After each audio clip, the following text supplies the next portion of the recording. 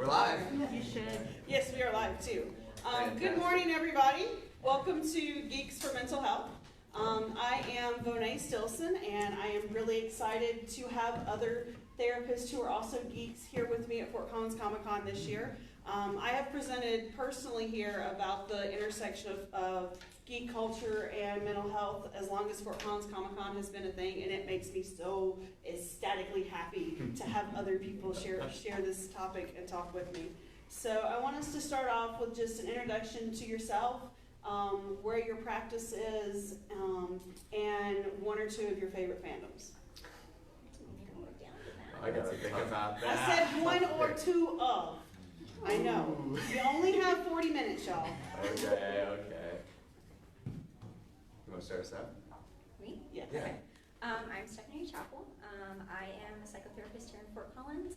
I have a private practice here in Old Town called Hygeia Wellness. And we focus mostly on trauma and substance abuse recovery. And my two, I would say, horror movies, specifically Nightmare on Elm Street and Harry Potter. Yeah. All right.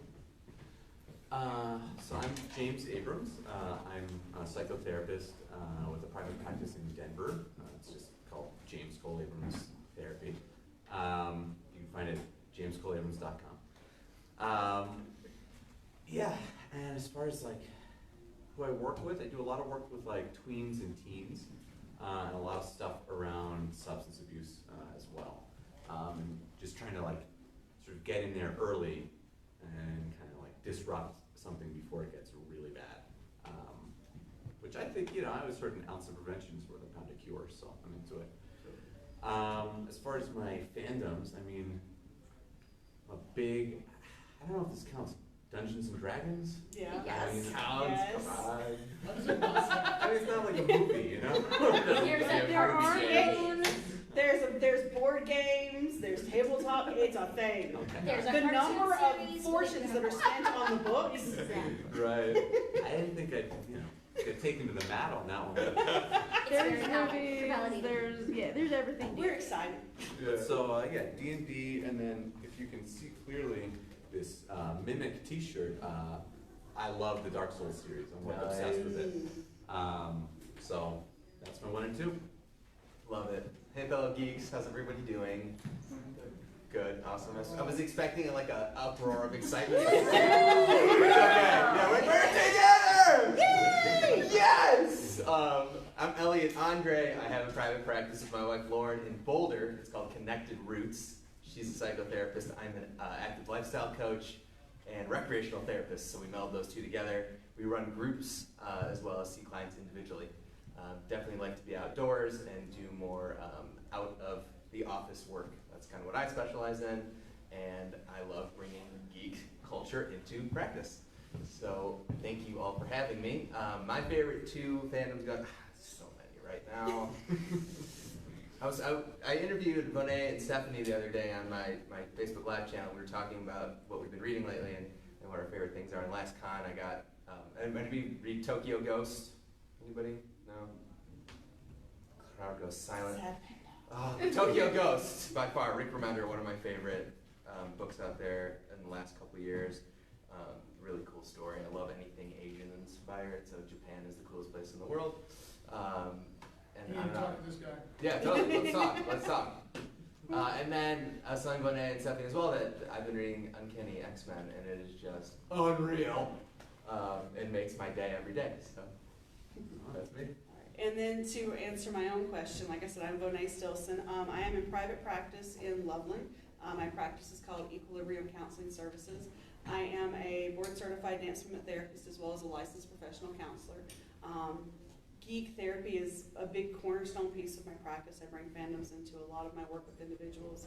And as a dance therapist, I talk about working with the whole body and connecting with the whole body and bringing all of those pieces and parts together. My two top fandoms are X-Men and steampunk. And in addition to my work in private practice, I also am the admiral of Airship Iron Opal, which is a Northern Colorado-based steampunk group. This weekend, come and check us out. We're out in the playground area. We have an entire shooting gallery set up. That's a lot of fun. Okay, so kind of diving right into the meat of what we're here to talk about is I want to give each of us a chance to share about how has the opportunity to bring your geekiness into your therapy and work with people, how has that been an asset? And maybe share a story of something that happened through connection from fandoms or geekdom that probably wouldn't have happened elsewise. Okay, you started last time, so I'm gonna make James start. Okay. Jeez, this is like harder to pick. I mean, honestly, like, I would say the best part of my practice has grown out of my geekdom, which is I run a therapeutic game of D&D for tweens and younger teens, which it's just the best. It works so well. I love it. Yeah, they love it.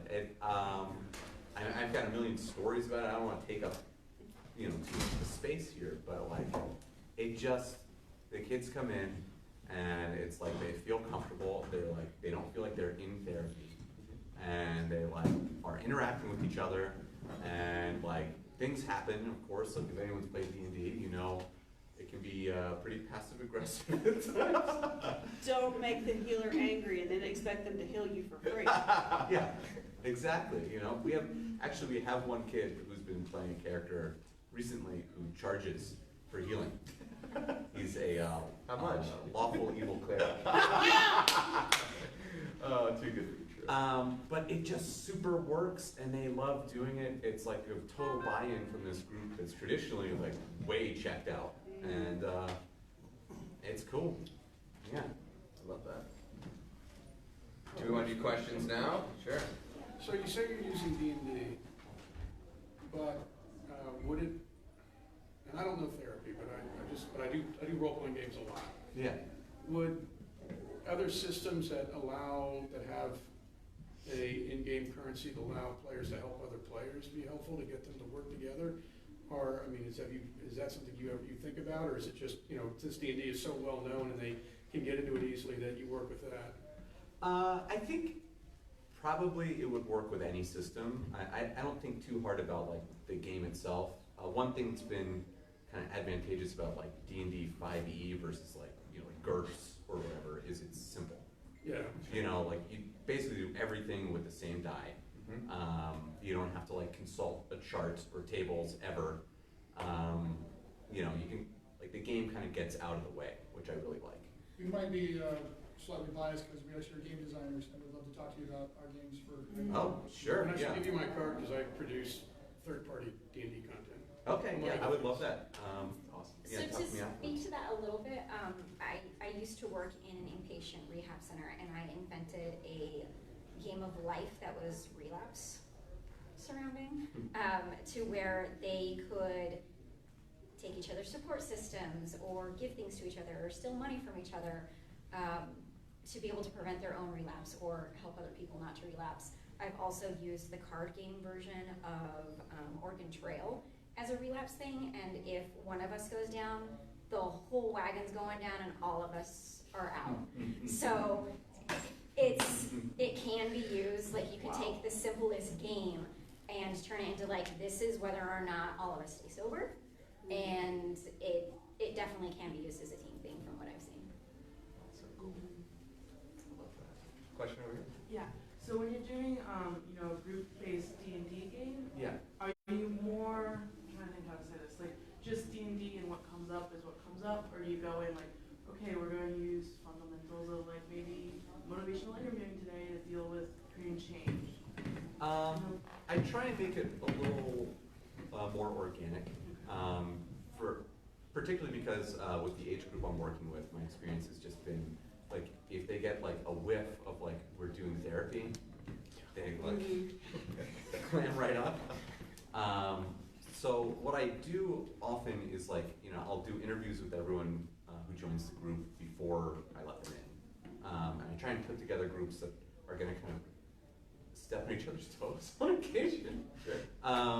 And what I'll do is when I plan like that week's campaign or that week's session, I'll put in segments that I think will like kind of like tweak someone out a little bit, sort of like make them work at something that they're not necessarily so comfortable with or so skilled at, and then see what happens. And then it's like as things start to happen in the game, it's like we slow down and we talk about it as a group.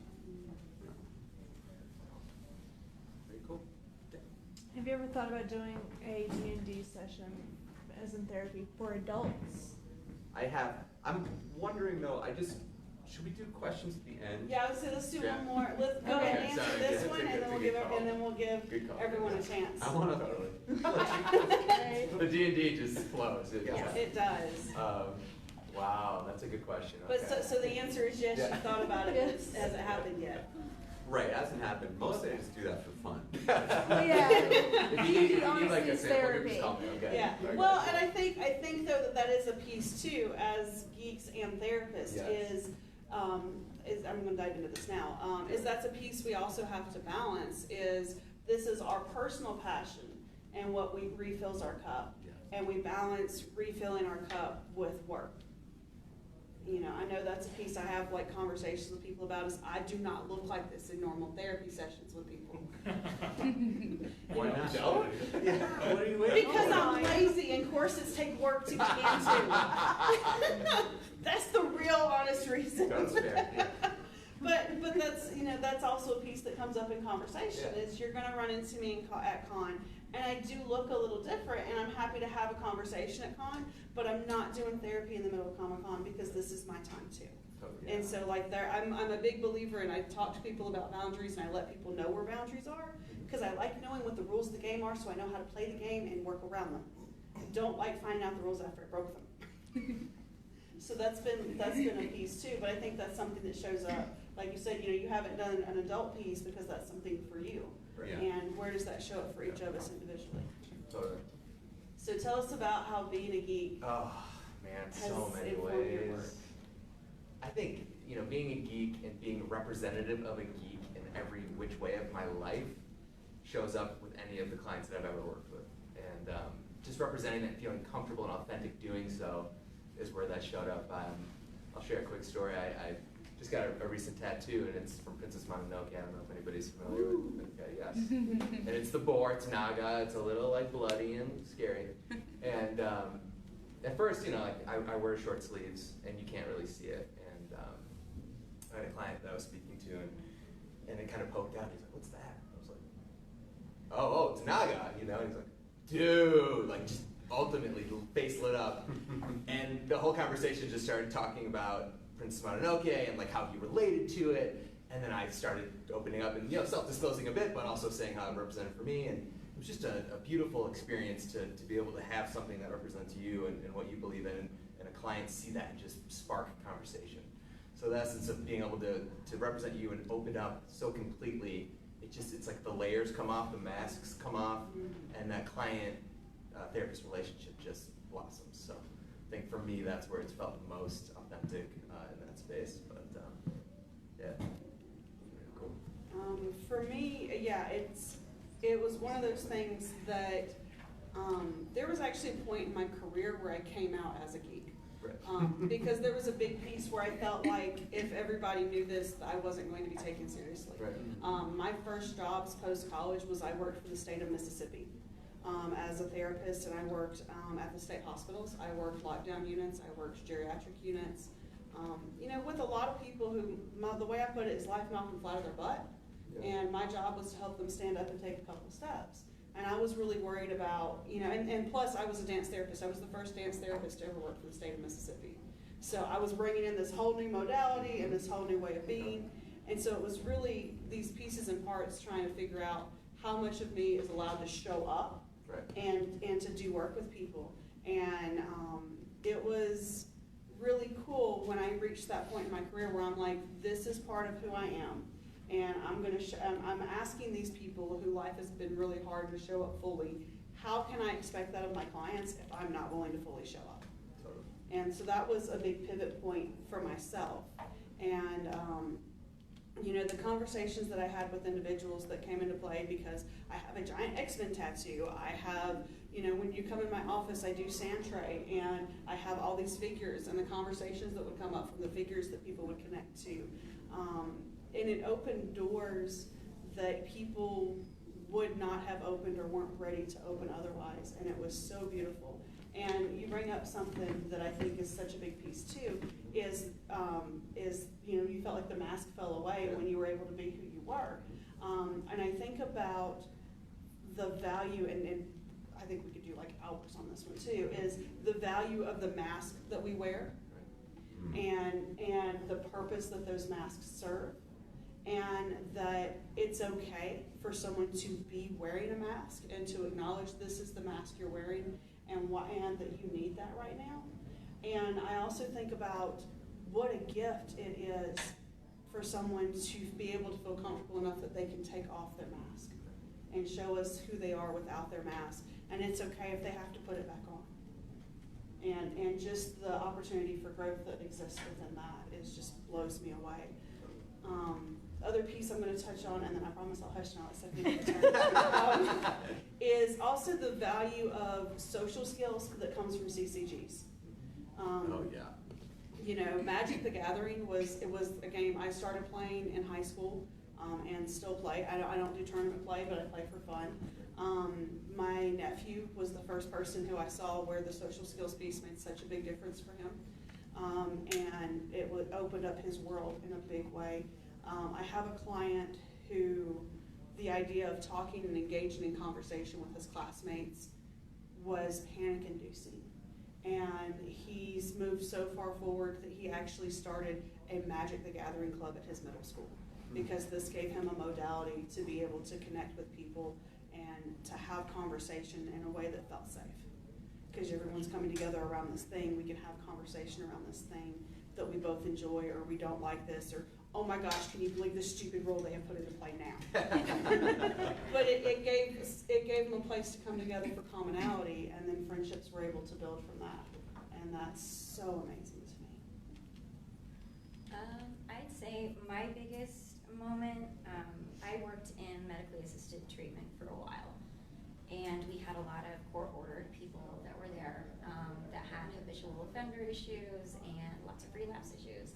And there was this girl that I got on my caseload that she had a reputation of like, she's gonna come once for her intake, maybe show up a few times, and you'll never see her again. And she was super resistant during her intake, sat there with her arms folded, barely answered the questions. And I saw that she had a book with her, and I was like, oh, you're reading The Magicians. And I was like, I've seen the show, is the book worth reading? And she's like, oh my God, you like The Magicians.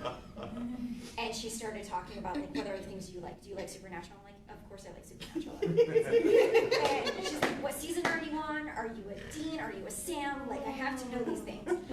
And then she found out that she started observing my office. Like, you've been in my office, there's like nerdy stuff everywhere. And I was really self-conscious when I first moved into that practice, because everybody else besides me had very sterile looking offices where it looked like a little institution, and there was no personality in their offices. It was just like the little sand tray and very zen. And I was like, oh my God, I have like the weirdest office compared to you guys. But she saw But that it's a happy place. I had a Harry Potter quote on the wall, and I had Lord of the Rings things, and like a Gizmo and a Freddy Krueger thing in my office. And she was like, oh my God, like I can talk to you. And so part of her homework assignments to get her to keep coming back was, you pick a show for me to watch on Netflix, and I promise I will be at that episode to talk with you for at least 5 minutes about it when we start. And so that got her to actually start coming to her sessions. And she was always excited. She's like, did you watch Supernatural this week? Oh my God.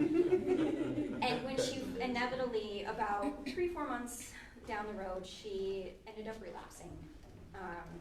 She kind of got the normal pushback that she used to get from like the higher ups in the company of like, nah, this is your regular type of behavior and stuff, you're out. And she emailed me about a week and a half later begging me to advocate to get her back in. And you're like, what? Like, she actually is, like, not because her probation officer is threatening to send her to jail, she's asking to come back. And I was like, Wow. yes, That's because I treated her like a human and I connected with her. We are legion and we are everywhere. That's right. Yes, definitely. How are we doing on time? We got like 20 minutes. Oh, yay! Good deal. You're cruising. Yay! I love it. We'll open up for a couple questions. Yeah. I just actually, it's not a question, I just wanted to pass on, you're talking about connecting. Has nothing to do with therapy because I'm not a therapist, but I thought you would enjoy this. I was in Baltimore before I moved here, and we were on Fells Point, and we were in a little Irish bar, or a restaurant bar, and the person next to me goes, "Can we borrow a chair? My son needs to sit down." He's got a Rainbow Dash shirt on. And I said, "Sure, any friend of Rainbow Dash can have a free chair."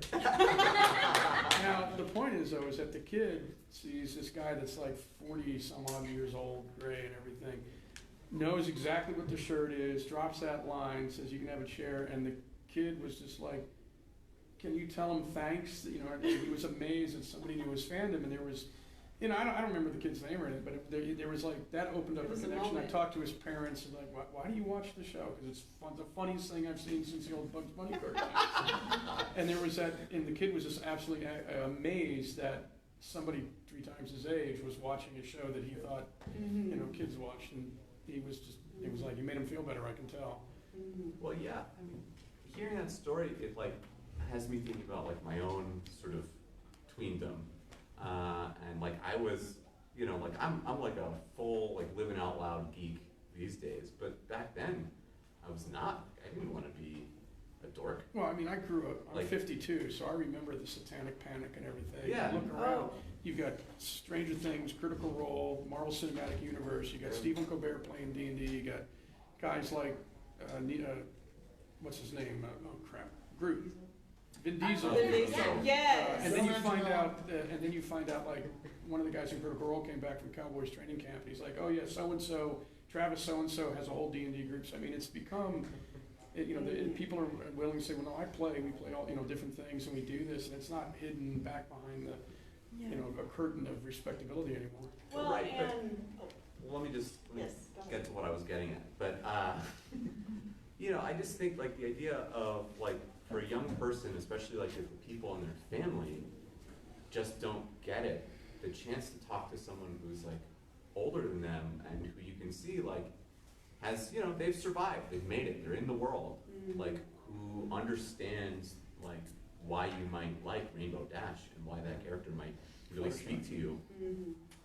would just open up doors. You know, like I, you know. Well, that my it's a nephew wonderful calls, thing. my one nephew calls me his cool brony uncle because I ran Curse of Strahd for him, and we did other games and played, and he's like, you know, he's 20 and he's got an uncle that's 30 years older than him, and they're playing D&D together, and he thought that was the greatest thing in the world. Mhm. Yeah. Well, and there's like 2 things that I'm gonna touch on. I'm gonna touch on one and then we'll run away to touch on the other one.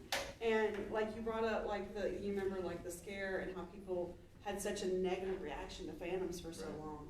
And this is one of the things that's so interesting is like my mom also grew up in that era, but my mom also advocated for me to be able to be myself in my geekiness. Sure. And I think that's something that, you know, the generations that came before us have stood up and been like, no, this has value.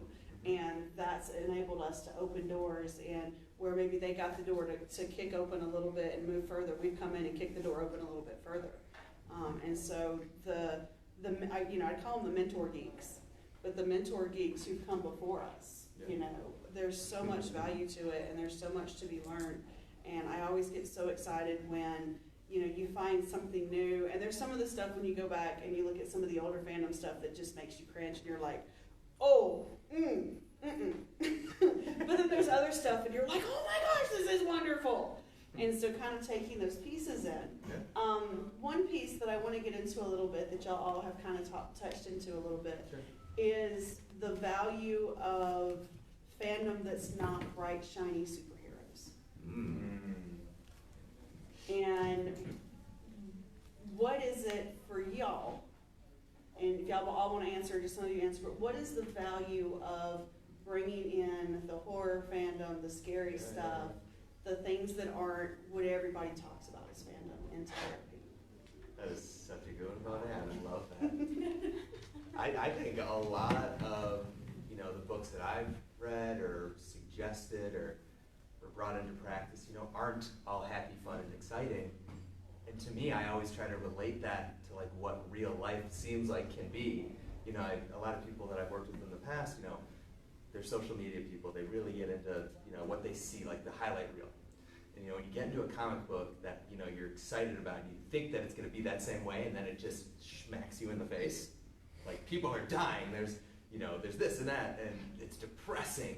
You know, I think it actually brings some, like, reality to a situation that you can kind of talk about and then kind of work your way through with a therapist kind of client relationship. So, you know, it's definitely, you know, at first people are like, wait, I'm not going to read X-Men, it's not going to be the greatest thing ever. You know, you kind of throw people off on that moment there, and you can really bring in and talk about some, you know, things that they might not want to discuss at that time. So it's been really helpful for sure.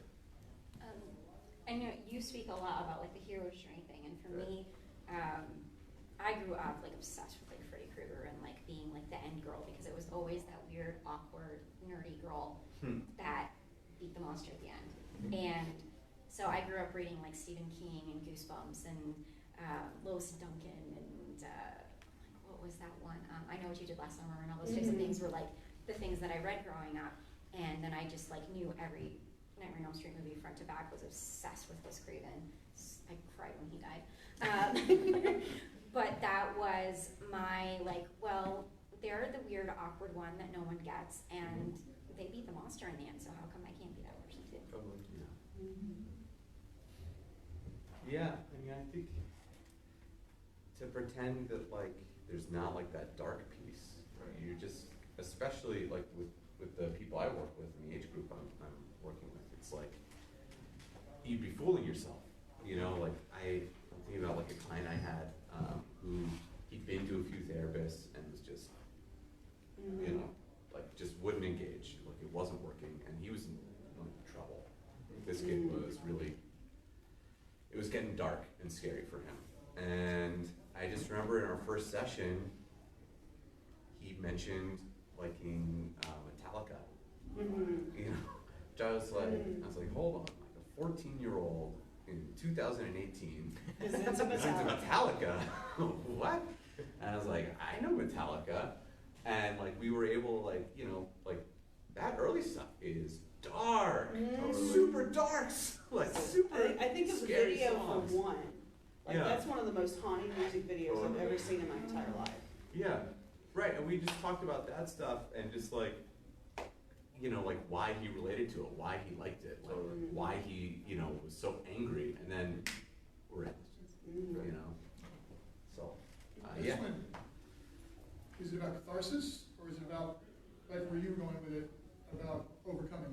So my way of thinking, and again, not a therapist, just 30 plus years doing this professionally as a game designer and a GM, but is it, to me it always seems like, yeah, present the horror, present the bad, present the tough, but within the context of the fiction, within the context of the not real experience. Yeah. There's the presentation of the opportunity to overcome.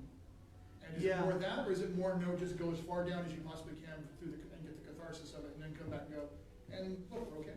Well, I think in this particular case, like in this was like a first session, so I wasn't trying to like accomplish anything at that point. I was just like, I need this kid to trust me. Right. So like he was interested in this, and I wanted to show him. I was like, oh, you're angry and like you're dark and like you like have been hurt and you think about hurting people, and I can talk to you about that, and I'm not going to judge you. You know, it's much more about bridge building at that point. Yeah. And it's kind of like some of the work that I've done with people is I use catharsis to overcome. Because in my experience, there you have to build these strong connections with a person for them to feel safe with you, to be able to take off the mask, to go to the not shiny, sparkly places, and to be real.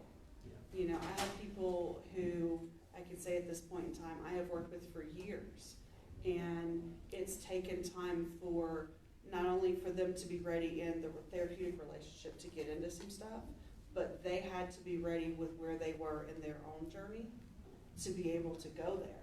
And having the metaphor of fandom, to be able to connect to it and bring it in and discuss, helps it have a safer container. It helps it to be able to have a real engaged conversation, and this is what it is, and this is where this character shows up in my life and how that happens. And I think the way that this character in the fandom handled it was shit. I would have handled it like this. Sorry about my language. But there's so much power in that ability, because I've seen where that'll open the door where people will start talking about what they connect with, and then that enables them to be ready to process and move through their trauma and what that is. And that can be so intense for so many people. And you already touched on it with you know, having your tattoo, having Right. it shown that, like, just that on a superficial level, and then you just go so much deeper with it. It opens it up. Yeah. And I love it when every once in a while your geekdom opens up a door to someone who's not a geek. Right. I had someone come to me who was very adamant she was not a geek. This was not her world, but she still felt like we connected. Right. And through processing her ongoing trauma and the things that she was going through and trying to figure that out, you know, found out she really enjoys movies. She doesn't consider herself to be like a movie buff, but she likes watching a lot of movies. She loves Lord of the Rings, but was not okay with being a geek. Like that was a whole bag of worms too. But through her care for Lord of the Rings, we were able to go into the characters, and it opened up her world for her to be able to talk about her trauma and how she was going to get through the fires to Mordor. Nice. So, I wasn't here for the first half of the panel. I was wondering if you covered other mental health issues such as autism or ADHD. We haven't touched on specific diagnoses. More so we're talking about like geek therapy as a modality. Okay. I can speak to myself, and of course I think for everybody. I've not seen it be diagnosis specific with using geek therapy. I've seen it be individual specific, because I've connected with individuals with Alzheimer's. I've connected with Alzheimer's, with autism, adjustment disorder, anxiety. I've connected with people on the schizophrenia spectrum as well. Through fandom. It's my experience has all been about the person, not their diagnosis. Right. Absolutely. Okay, yeah, the title for the panel was kind of vague, so I wasn't sure what to expect. Yes. For what it's worth, I could say, like, I run a therapeutic D&D group. I think you probably missed that. But I've had a few clients who referred there sort of after completing, clients who had an autism diagnosis, after completing like a skills group. And it was sort of like a step down, or like a finishing school almost, because there's just like a lot of stuff around, like, you have to interact with each other. You know, it's like sharing the dice, because I want to provide one for everybody, and like, you know, looking people in the eye, and like, how do you communicate, and how do you let people know what's okay and what's not, that kind of thing. Yeah. So that's been helpful. It's like a social skills group in itself. Yeah, It is. absolutely. It really Pretty is. much. It is. Which is what you mentioned. Just wanted to say your story reminds me of a quote that I don't remember, but your old bit about the last girl defeating the villain. Can't remember the exact quote, but the paraphrase, it's like the monster in the story isn't there to scare us, it's the monster in the story is shown that can be beaten, Right. which is something I think it was with reference to either just fiction or gaming or both, but your story reminded me of that whole point about why you have the awfulness there so you can overcome it. Because I mean, Actually, think realistically, it was Joss Whedon. most people don't come to us because they're feeling warm and fuzzy. Right. Like, Yeah. there's usually No. some kind of monster or beast that they're trying to tackle when they are sitting in our office. So, being able to give them a safe space to be able to say, like, hey, I'm not okay. Yeah. And be like, that's fine, that's what we're here for. Yeah, it gets to that point where you're like pulling the beast out Mhm. as you're communicating with them, Mhm. and allowing them to be in that space of frustration, anger, annoyance, and then kind of taking that beast and figuring out where you can meet them and see how you can kind of figure where that molds to what they need in the moment, and just showing up for them. And so that's exactly where my brain went, is sometimes as the client, you are the monster in the story. Right. Yeah. And what is the story that leads you there? Sometimes it's a Jekyll and Hyde situation where it's a snap split and you're not aware of it.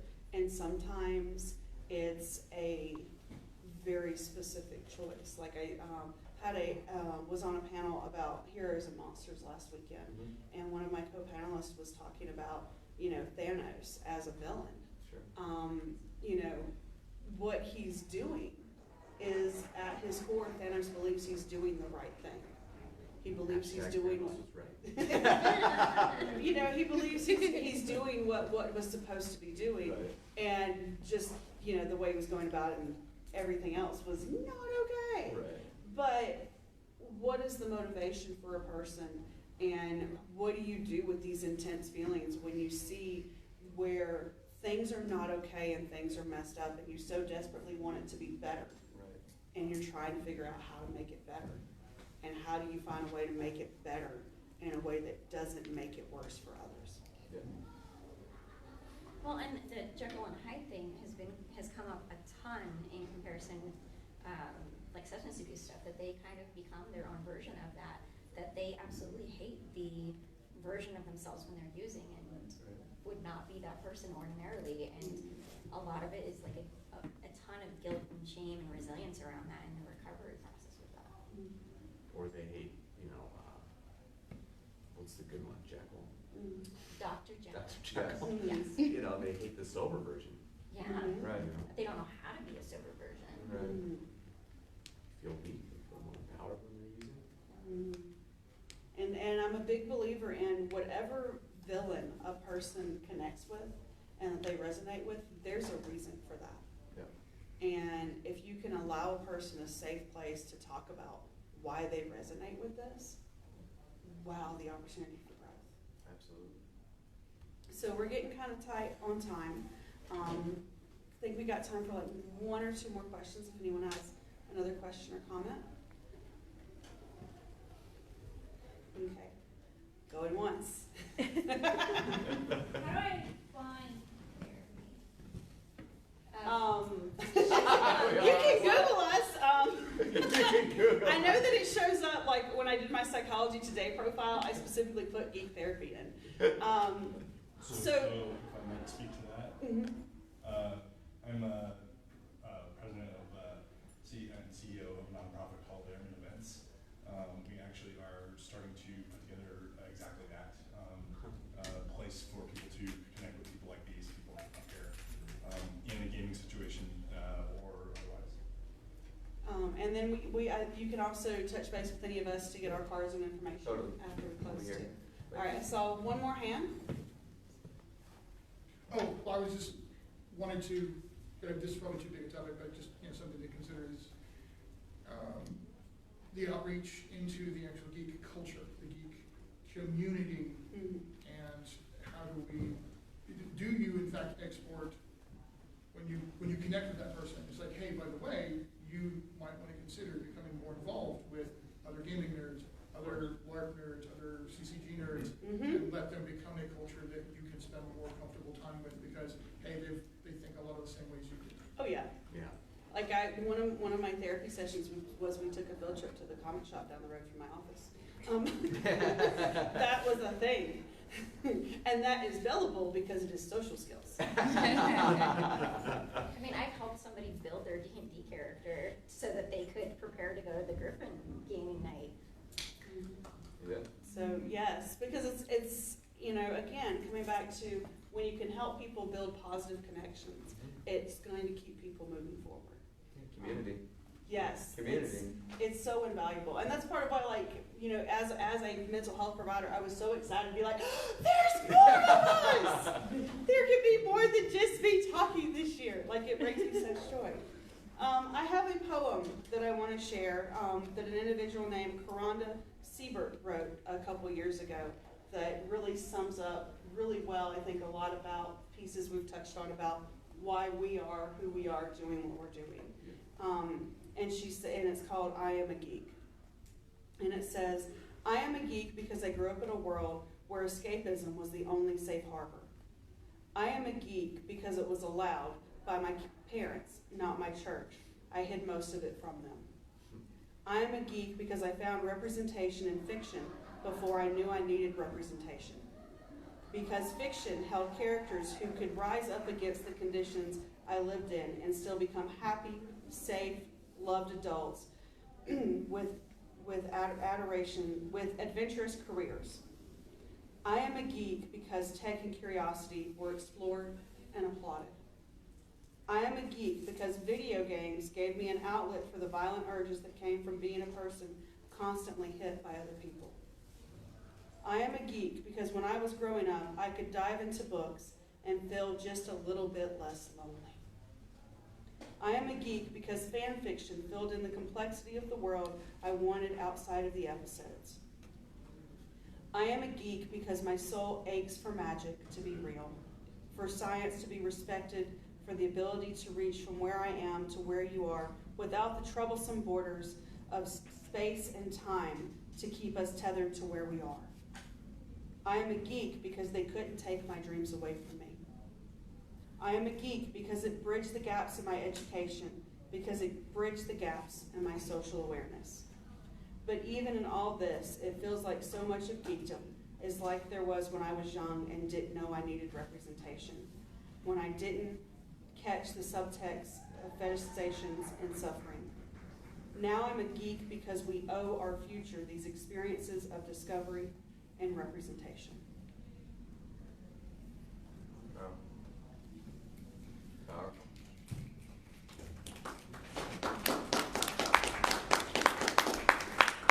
So thank y'all so much for coming and hearing how we bring our geekdom into our work with individuals and connecting with others. Have a great day.